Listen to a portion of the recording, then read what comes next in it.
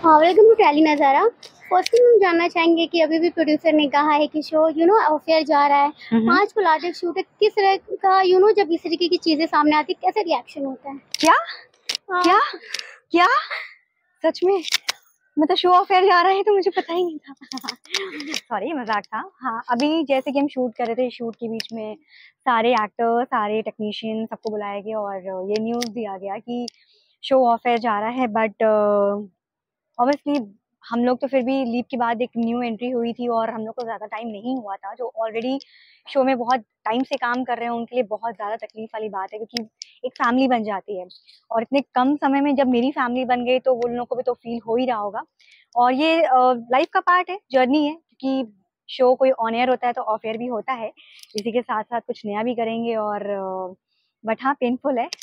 हाँ, बिल्कुल। लेकिन जब इस तरीके की चीज़ें अफेयर होती है तो फैंस काफ़ी ज़्यादा कनेक्ट हो जाते हैं उस चीज़ों से। और अब जिस तरीके के फीडबैक भी आने लगते हैं तो आप इस चीज़ को किस तरीके से देखते हैं आगे इन फ्यूचर? और फैंस के लिए रिप्लाई देना कितना ज़्यादा डिफिकल्ट हो जाता है? बहुत डिफिकल्ट होता है बिकॉज उनको प्यार होता है शो से और ज्यादा प्यार नहीं दिया है, इसीलिए शो जा रहा है ऑफ एयर। ज्यादा प्यार देते तो फिर हम लोग रहते यहाँ पे।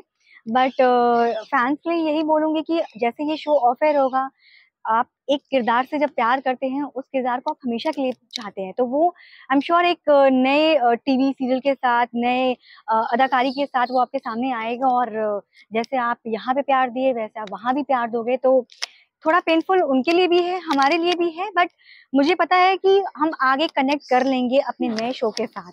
एंड एक शो अफेयर होने के पीछे सबसे बड़ा रीज़न क्या होता है? आप लोग का टीवी नहीं देखना। आप लोग का शो नहीं देखना। अगर आप लोग शो देखते तो शायद हम लोग यहाँ पे रहते।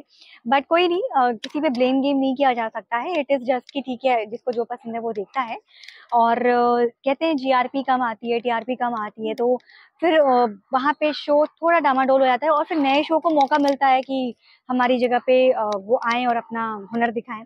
तो ये तो पार्ट है, तो कुछ कहा नहीं जा सकता इसके लिए। एंड वही अगर हम आपके जर्नी की बात की जाए तो बीच में एंट्री ली है लेकिन फैंस कनेक्ट बहुत जल्दी हो गए हैं। Yes Dhruv Tara yes. Is like के लोग बहुत ज्यादा कनेक्ट होते हैं हर एक कैरेक्टर से पर्सनली। तो हम्म। आप क्या बताना चाहेंगे अपने इस पूरी जर्नी के बारे में? तो ध्रुव तारा में जो चंद्रा की एंट्री हुई है, वो चंद्रा को लोगों ने बहुत बहुत प्यार दिया है, बहुत ज़्यादा, क्योंकि मैं देखती हूँ, कनेक्ट करती हूँ सोशल मीडिया पे, अपनी इंस्टा हैंडल पे। तो मुझे चंद्रा कैरेक्टर से बहुत ज़्यादा प्यार मिला है, क्योंकि मुझे ऐसा लगता है पर्सनली कि मैं जैसी चंद्रा है वैसी ही मैं हूँ। बट आज से जो शूट करने वाली हूँ, चंद्रा बिल्कुल वैसी नहीं है। काफी नेगेटिव होने वाली है। I don't know.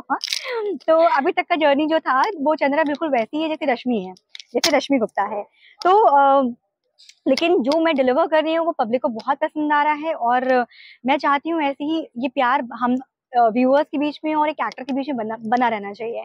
तो बस जो डिलीवर कर रही हूँ फिर प्यार बनाए रखिए। एंड वही बात की जाएंगी को एक्टर के साथ किस तरीके की बॉन्डिंग शेयर कर रहे हो, किससे सबसे ज्यादा कनेक्ट बन पाया है कम टाइम में? देखो, फैमिली जो होती है, जैसे कि मम्मी पापा बहन, तो ज्यादा टाइम मेरा मायके में बीता है, जैसे कि दादी के साथ और बाबा के साथ, तारा के साथ। तो मेरी बॉन्डिंग जो है ज्यादा वो तारा और बाबा और दादी के साथ है। बट इसके साथ साथ जो ससुराल में जो फैमिली है, उसमें जो मेरी सास प्ले कर रही है, नीलू जी, जो अपनी राजरानी जी हैं, वो मेरे पिछले शो में मेरी माँ का कैरेक्टर प्ले कर रही थी, मैं उनकी बेटी थी। तो उनसे एक अलग ही बॉन्डिंग है। बिंदिया सरकार में मेरी माँ बनी थी और उनसे अलग बॉन्डिंग है। तो उनसे मैं बहुत कनेक्टेड हूँ। और इसके साथ ही साथ उर्वशी जो इसमें नेगेटिव प्ले कर रही हैं और जो तारा और चंद्रा को बहुत टीज करती रहती है, उनसे बहुत अच्छा कनेक्शन हुआ है, बिकॉज हम लोग मेकअप रूम शेयर करते हैं और बहुत कम लोगों से ऐसी बॉन्डिंग होती है। बट अच्छा लग रहा है। एंड वही देखा जाए बारिश का मौसम है, कितना एंजॉय करते हैं और शूट पे आना डिफिकल्ट होता है?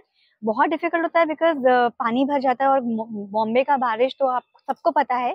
और कहीं कहीं देखते हैं कि पानी बहुत जगह लग गया है, कार के अंदर आना, या जो बाइक से आते हैं उनको प्रॉब्लम होती है, तो फेस तो करते हैं प्रॉब्लम। बट इसके साथ ही साथ बारिश जिसको पसंद है वो तो इन सब चीजों को देखता ही नहीं है और बारिश को एंजॉय करता है। तो मुझे भी पहले बारिश पसंद नहीं थी, बट अभी पसंद आ गई है। तो अभी अभी शो के बाद बारिश में भीगेंगे, बट बारिश होना चाहिए। बारिश का नाम सुनते सबसे पहले माइंड में कौन सा सॉन्ग आता है? रिम झिम गिरे सावन। देखो, ऐसा प्लीज मेरे को गाना ऐसा याद नहीं है और ना ही मैं गा सकती हूँ अच्छा। बट हाँ, ये सुनते हैं ना गाना, तो वो चाय पकौड़े और ये गाना, तो यही एक है। है शाम के टाइम में। हाँ जी। तो कौन है वो पार्टनर जिसके साथ आप शाम में इस तरीके से करते हो? वो मैं क्यों बताऊँ? वो मैं क्यों बताऊँ? तो यहाँ पे तो शूटिंग में तो आप देख रहे हैं कि सारे को एक्टर्स ही हैं। ऐसा कोई पर्सनल हो नहीं पाता बिकॉज़ अपने पर्सनल के लिए टाइम नहीं है। तो हमारा पूरा समय जो बारिश का समय है ना, वो पूरा सेट पे बीतता है, वो भी एक अंदर इंटीरियर में। तो ना हम बारिश देख पाते हैं, ना बारिश हमें देख पाती है। बिल्कुल, thank you so much. Lastly any message for your audience? जितना प्यार दिया था उतना और से कहीं ज़्यादा देते तो आज हम साथ होते, बट कोई बात नहीं, जितना प्यार मिला हम बहुत खुश हैं। आगे मैं रश्मि गुप्ता अगर आपके कोई शो लेकर आती हूँ, कोई शो नया शो करती हूँ तो आप तक मैसेज आएगा, आप तक मैसेज पहुँच जाएगा बाय सोशल मीडिया, तो तब प्यार देना और सबको प्यार देना। Thank you. बस एक चैनल आईडी टेली नज़ारा। टेली नज़ारा। Hi, this is Rashmi Gupta and you're watching me on Tele Nazara. Thank you. Thank you.